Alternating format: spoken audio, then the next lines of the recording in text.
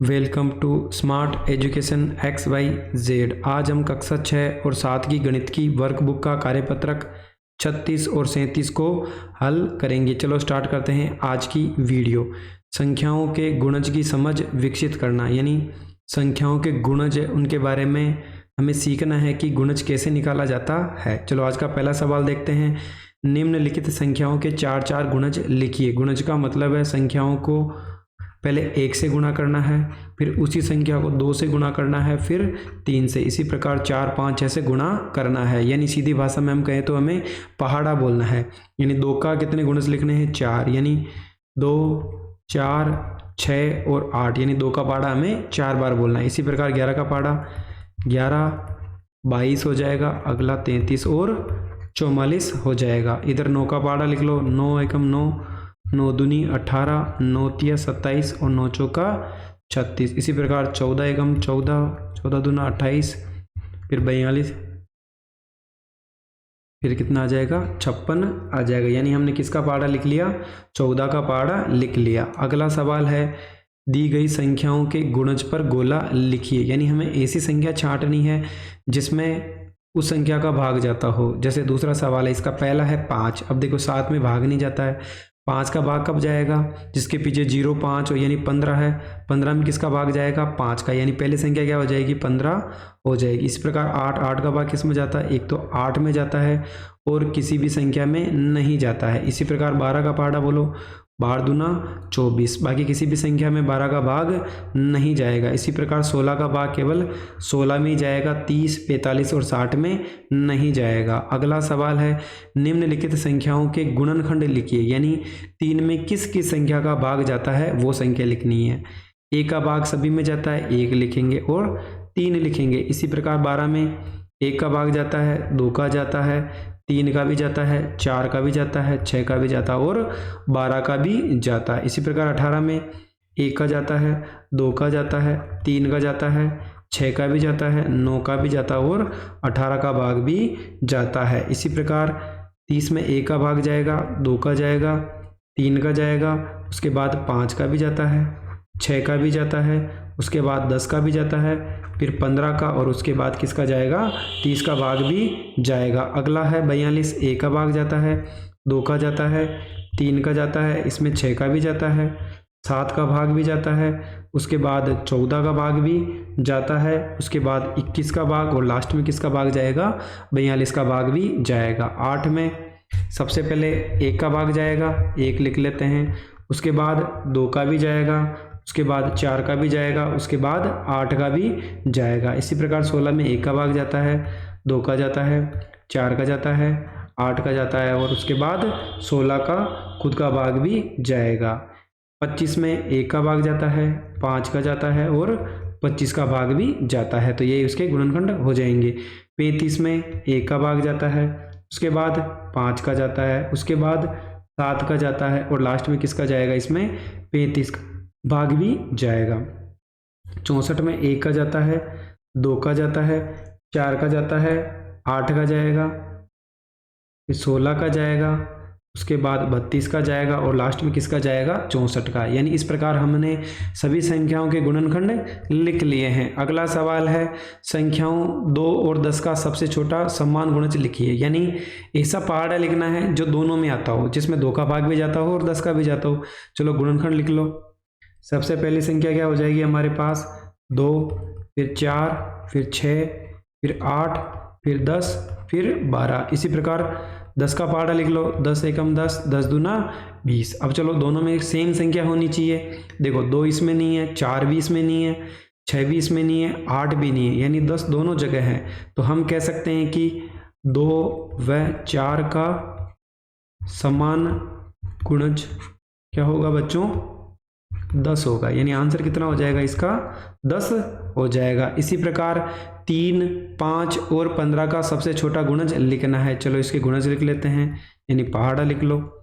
3 में 3 का भाग जाता है, 6, फिर अगला क्या हो जाएगा? 9, फिर 12, फिर 15, फिर 18। इसी प्रकार 5 का क्या क्या हो जाएगा? 5, 10, 15 और 20 हो जाएगा। इसी प्रकार 15 में 15 एकम 15, 15 दूना 30 और फिर कितना हो जाएगा? 45।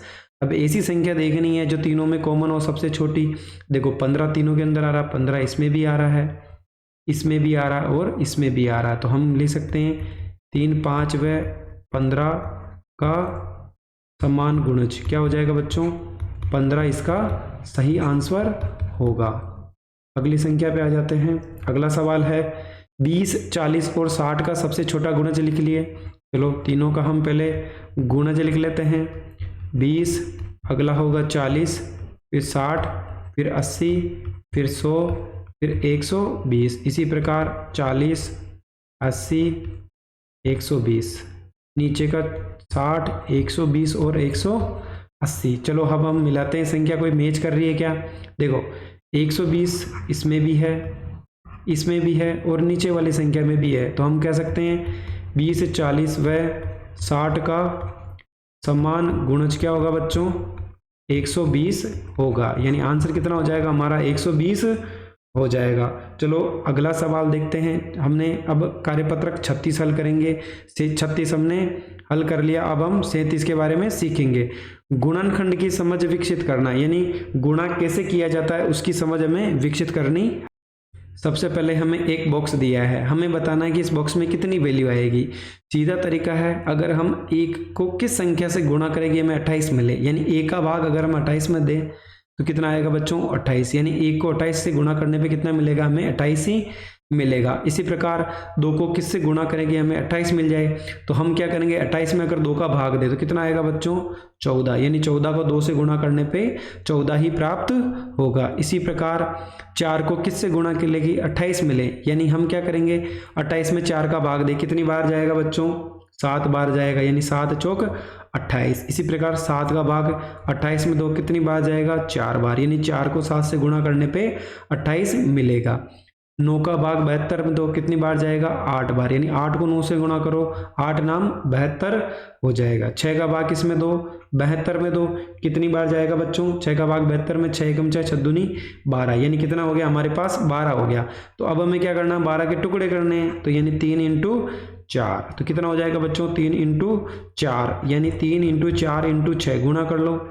6 को 4 से किया तो 24, 24 को 3 से करें तो कितना आ जाएगा, 72 आ जाएगा। इसी प्रकार 4 का भाग 72 में 2 कितनी बार जाएगा, 18 बार, 18 चौक 72 हो जाएगा।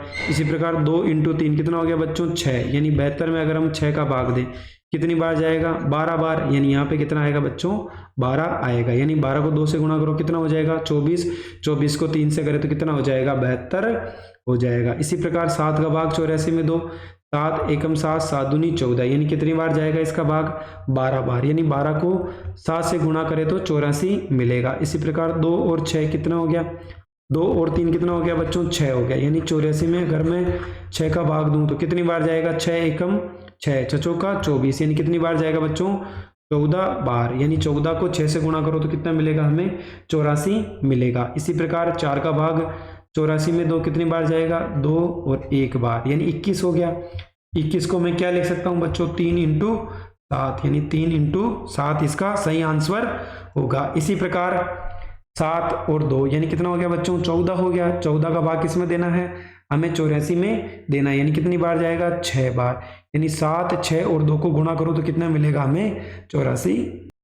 इस प्रकार हमने जितने भी गुणनखंड है उनको सीख लिया है। आज का अगला सवाल है संख्याओं का गुणनखंड वृक्ष रूप में लिखिए। यानी यहाँ पे एक हमें ट्री स्ट्रक्चर दिया है, यानी वृक्ष वाला दिया है, जिसके अंदर हमें क्या करना है, कुछ नोट दिए हैं, हमें इसमें वैल्यू लिखनी है। जैसे 27 कैसे आया बच्चों, अगर मैं 9 को 3 से गुणा करूँ तो कितना मिलेगा मुझे, 27। इसी प्रकार 3 को 3 से गुणा किया कितना मिलेगा, 9 मिलेगा। 3 को 1 से गुणा किया कितना मिला, 3 मिला। इसी प्रकार अब हमें 32 के ऐसे टुकड़े करने हैं कि हमें नीचे वाली संख्या मिल जाए। यानी मैं अगर 8 को 4 से गुणा करूं कितना मिलेगा बच्चों, 32 मिलेगा। आप चाहो तो 16 × 2 भी लिख सकते हो, आपकी इच्छा के ऊपर निर्भर है। मैंने 8 को 4 से किया कितना मिला मुझे, 32 मिला। अब मैं 8 कैसे ला सकता हूं, अगर मैं 4 को 2 से गुणा करूं तो कितना मिलेगा बच्चों, 8 मिलेगा। इसी प्रकार 4 अगर मैं 2 को 2 से गुणा करूं तो मुझे कितना मिलेगा, 4 मिलेगा। इसी प्रकार मुझे 72 चाहिए, अगर मैं 9 को 8 से गुणा करूँ तो कितना मिलेगा बच्चों 72। इसी प्रकार 9 कैसे ला सकते हैं, अगर 3 को 3 से गुणा किया जाता है तो 9 मिलेगा। इसी प्रकार 8 कैसे आएगा, अगर मैं 4 को 2 से गुणा करूँ तो मुझे क्या मिलेगा बच्चों 8 मिलेगा। चलो आज का अगला और अंतिम सवाल है, हमें यहाँ पर अभाज्य गुणनखंड सीखने हैं। अभाज्य गुणनखंड के लिए हमें जितनी भी अभाज्य संख्या वो पता होनी चाहिए। कौन कौन सी होती है, 2, 3, 5, 7, 11, 13। इस प्रकार वह संख्या जिसमें स्वयं और एक के अलावा किसी और का भाग नहीं जाता है, जिसके 2 ही गुणनखंड होते हैं, वो अभाज्य संख्या कहलाती है। और हमें हमेशा अभाज्य संख्या का ही भाग देना है, क्योंकि अभाज्य गुणनखंड का मतलब ही है अभाज्य संख्याओं का भाग देना। जैसे एक उदाहरण दे रखा है, 90 में मैं 2 का भाग दूंगा। चलो ये भी समझ लेते हैं, 2 का भाग कब जाता है, जब इकाई का अंक 0, 2, 4, 6, 8 हो। यानी यहाँ पर 0 है, 2 का भाग जाएगा। 2 का भाग का मतलब है संख्या को आधा कर दो। 90 का आधा कितना होता है बच्चों 45। लास्ट में 5 है, 2 का भाग नहीं जाएगा, किसका भाग देंगे 3 का। 5 और 4 को जोड़ो कितना हो गया 9, 9 में 3 का भाग जा रहा है, मतलब 45 में किसका भाग जाएगा 3 का भाग जाएगा। यानी 3 एकम 3, 3 पंजो 15। इसी प्रकार 5 और 1 कितना हो गया 6, 6 में 3 का भाग कितनी बार जाएगा 5 बार। 5 एक अभाज्य संख्या, इसमें 5 का भाग ही जाएगा, कितनी बार जाएगा 1 बार। यानी 90 के गुणनखंड क्या क्या हो गए बच्चों 2, 3, 3 इंटू 5, ये हमारे गुणनखंड हो जाएंगे। चलो सबसे पहले हम 2 का भाग देते हैं, लास्ट का इकाई अंक 2, 2 का भाग जाएगा, आधा कर लो। 4 का आधा 2, 3 का आधा, 6 का आधा 3 और 2 का आधा कितना हो गया बच्चों 1 हो गया। इसी प्रकार इकाई का अंक 1 है, 2 का नहीं जाएगा, 3 का चेक करो 2, 3, 5 और 1 6, 6 में 3 का भाग जाता है, दे देते हैं 3 7 21 और 3 7 21। अब 7 और 7 14 हो गया, 3 का भाग नहीं जाएगा। 5 का चेक करते हैं, 7 और 7 14, 14 में 5 का भाग नहीं जाता, यानी इकाई का अंक 0,5 नहीं है।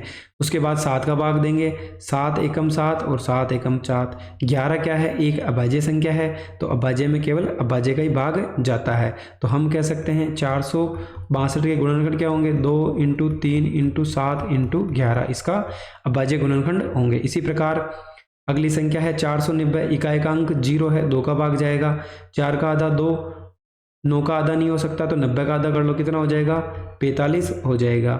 2 का भाग नहीं जाएगा क्योंकि इकाई का अंक 5 है। सभी संख्याओं को जोड़ लो, 4, 5, 9, 2, 11 हो गया। 11 में किसका भाग नहीं जाता बच्चों 3 का नहीं जाता। अगली संख्या 5 का देंगे, क्यों देंगे, क्योंकि इकाई का अंक 5 और 0 हो तो 5 का भाग जाता है 4 बार और 9 बार जाएगा। अब इकाई का अंक 9 है, 5 का नहीं जाएगा, 7 का भाग जाएगा 7 बार। 7 एक अभाज्य है, 7 का भाग जाएगा 1 बार। तो हम कह सकते हैं 490 के गुणनखंड क्या होंगे 2 इंटू 5 इंटू 7 इंटू 7 होगा।